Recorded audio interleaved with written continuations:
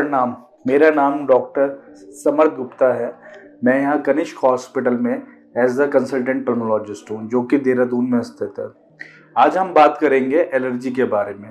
बहुत से लोग, बहुत से जो मेरे मरीज हैं, या बहुत से यूट्यूब पे या बहुत से फेसबुक के माध्यम से या कॉल करके मुझसे पूछते रहते हैं, या उनकी हमेशा क्वेरी रहती है एलर्जी को लेके कि एलर्जी क्या है, क्या उसके लक्षण हैं, क्या हम उससे बचाव कर सकते हैं और आगे चल के क्या ये बार बार होती है या नहीं होती है, और हम इस पे क्या चीज़ ध्यान दें। पहला एलर्जी, जो कि एलर्जिक राइनाइटिस या एस्थमा के रूप में भी होती है। कोई भी एलर्जन, यानी कोई भी एलर्जन जो कि डस्ट भी हो सकता है, परफ्यूम भी हो सकता है, वो पेंट भी हो सकता है, हाउस माइट्स भी हो सकती है। ये सब जो कारण है मुख्य रूप से, ये सब एलर्जी करते हैं।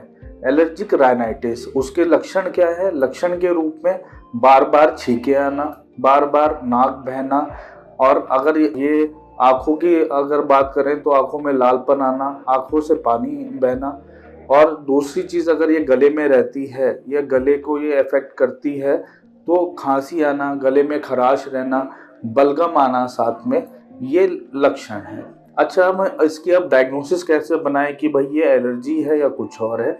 एलर्जिक राइनाइटिस के लिए फिर टेस्ट होते हैं। एक तो हम लक्षणों के आधार पर, उसके हिस्ट्री के बेसिस पे, दूसरी चीज़ सीरम आईजी लेवल्स होते हैं, उसके आधार पे हम इसकी डायग्नोसिस तक पहुंचते हैं। ये एलर्जिक राइनोसाइनोसाइटिस या एलर्जिक साइनोसाइटिस भी हो सकती है। ये एस्थमा भी हो सकता है। एस्थमा भी एक एलर्जी का ही पार्ट है। अच्छा, अब इससे बचे कैसे?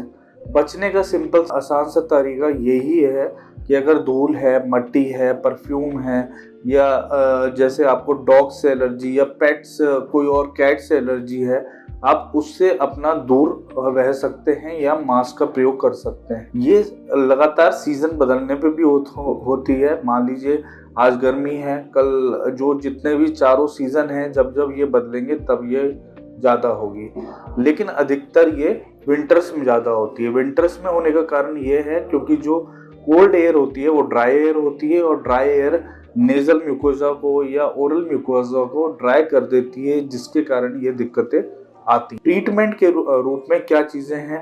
ट्रीटमेंट के रूप में आप अपने आप से बिल्कुल ना करें कोई भी ट्रीटमेंट का इस्तेमाल। आप किसी भी नज़दीकी डॉक्टर को दिखाएं। साथ में इसके ट्रीटमेंट में एक नेज़ल स्प्रे भी आता है, स्टीम भी इसका पार्ट है, एक हिस्टामिन जो रिसेप्टर ब्लॉकर है वो भी हम ट्रीटमेंट के तौर पे देते हैं। अगर ये एस्थमा के रूप में डेवलप हो रही है, यानी खांसी है, बलगम है, तो उसमें डीकंजेस्टेंट्स हम देते हैं, यानी कफ सिरप देते हैं। अगर नेबुलाइजेशन की ज़रूरत पड़ती है तो हम उसको ऐड करते हैं। ये थी मोटी मोटी जानकारी एलर्जी के बारे में, एलर्जिक राइनाइटिस के बारे में, इसको कैसे बचाव करा जाए, और हल्का सा एक एस्थमा खुद अपने आप में एक बड़ा टॉपिक है, पर मैं थोड़ा थोड़ा उसके बारे में बताया है। चलिए, इसी के साथ मैं अलविदा रहता हूँ। बाकी मैं 24 आवर कनिष्क हॉस्पिटल में रहता हूँ।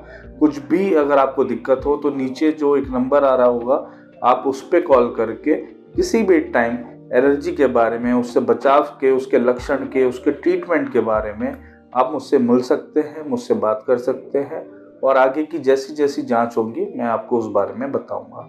चलिए, बहुत बहुत धन्यवाद।